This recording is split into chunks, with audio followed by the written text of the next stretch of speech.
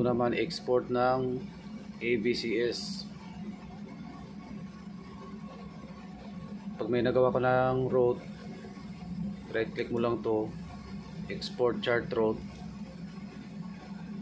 tapos punta ka ng browse mo yung USB. Kailangan walang laman ang USB, double check mo lagi. Tapos browse mo USB, select folder, tapos i-click mo yung ABCS. Yan, hintay mo lang siya hanggang sa matapos. Maglo-loading na siya. Yan, hintay mo lang hanggang sa matapos.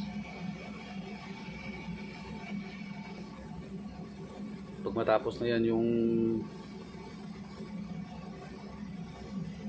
pag-copy ng files, ibig sabihin pumasok na yan sa USB. Double check mo na lang sa USB kung pumasok na.